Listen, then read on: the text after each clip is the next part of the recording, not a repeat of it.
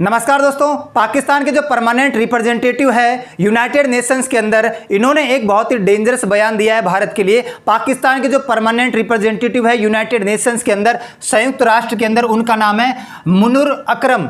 मुनीर अकरम ने एक स्टेटमेंट जारी किया। उन्होंने कहा है new India is dangerous entity. जो नया भारत है वो पूरी दुनिया के लिए खतरा है।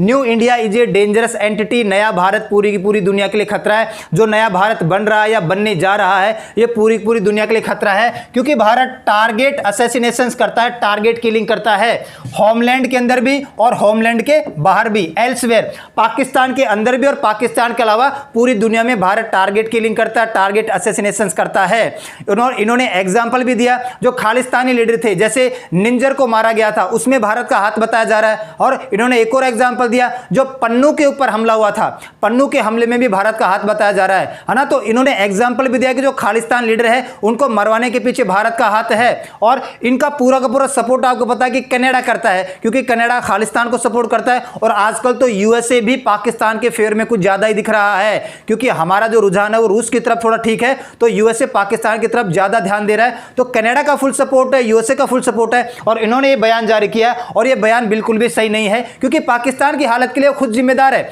और इन्होंने ये भी कहा है कि न्यू इंडिया इतना खतरनाक है कि वो आपके घर में घुस जाएगा और आपको मार देगा और आपको पता भी नहीं चलेगा। ऐसी टारगेट किलिंग करता है भारत।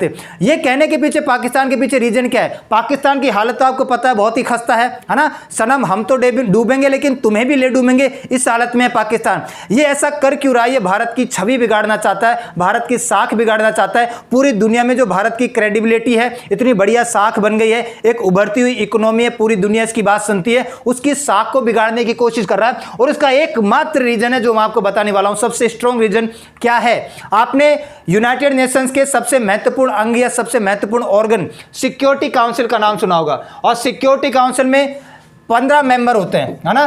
5 तो परमानेंट मेंबर और 10 नॉन परमानेंट मेंबर होते हैं। 5 परमानेंट मेंबर कौन कौन से हैं ये आपको पता है शायद। 5 परमानेंट मेंबर में आपका एक तो रशिया है, एक आपका यूनाइटेड किंगडम है, एक आपका चाइना है, एक आपका फ्रांस है और एक आपका अमेरिका है। China, France, Russia, United kingdom और यूनाइटेड स्टेट्स। और पूरी दुनिया को ये पता है कि भारत 5 इकोनॉमी बन चुका है, उभरती इकोनॉमी है, अच्छी अर्थव्यवस्था है ना।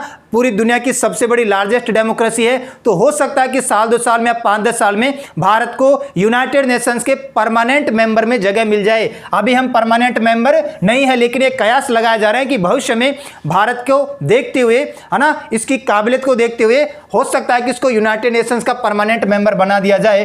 तो जब ऐसी साख बिगाड़ेगा, पूरी दुनिया के लिए डेंजरस है, टारगेट असैसिनेशंस करता है, आपके घर में घुसकर मार सकता है, तो साख बिगड़ेगी, छवि बिगड़ेगी। और क्या इंटरेस्ट है? अब देखो पाकिस्तान, देखो non permanent member, 10 non permanent member होते हैं, अस्थायी सदस्य होते हैं। इनका हर 2 साल में चुनाव होता है। आफ्टर एवरी 2 ईयर्स इनका चुनाव होता है। हर 2 साल में 10 नॉन परमानेंट मेंबर बनते हैं। इस वक्त जो नॉन परमानेंट मेंबर है ना, ये देश है जो आपके सामने आपको दिख रहे हैं, अल्जीरिया, इक्वाडोर, जापान, माल्टा वगैरह, है ना।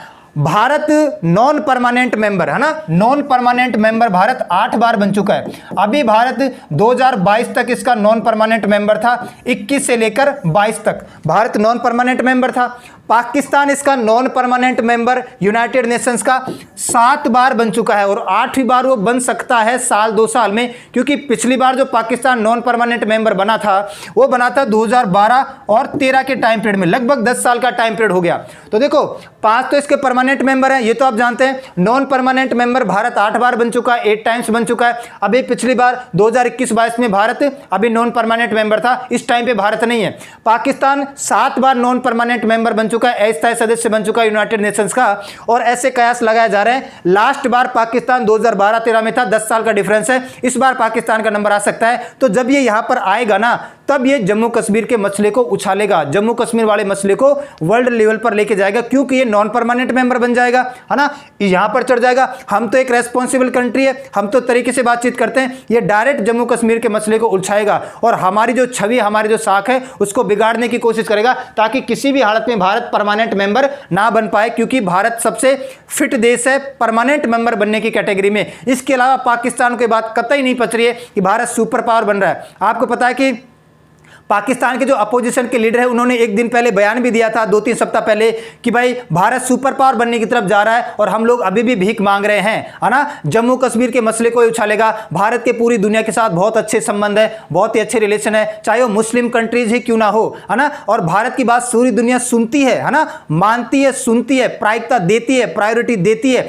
इसके अलावा भारत का पूरी दुनिया के साथ व्यापार वाणिज्य है, इकोनॉमी बहुत ज्यादा ग्रोइंग हो रही है। इसके अलावा अभी पीओके में प्रोटेस्ट भी हुआ है ना, और प्रोटेस्ट में सबसे बड़ा योगदान किसका है? खुद पाकिस्तान का है, क्योंकि पाकिस्तान के अंदर महंगाई, इन्फ्लेशन, बेरोजगारी इतनी ज्यादा चरम सीमा पर है कि पीओके के लोग भारत में चाहते हैं। तो पाकिस्तान के अंदर जो इनसिक्योरिटी है, असुरक्षा है ना, जो इतनी अफरा तफरी मची हुई है, महंगाई मची हुई है, तो डूबने भी कगार पर जा रहा है। तो यही बोलता है कि हम तो डूबेंगे सनम, लेकिन साथ में तुम्हें भी ले डूबेंगे। इस फॉर्मूले पर वो काम कर रहा है, तो जानबूझकर वो ऐसा बयान दे रहा है।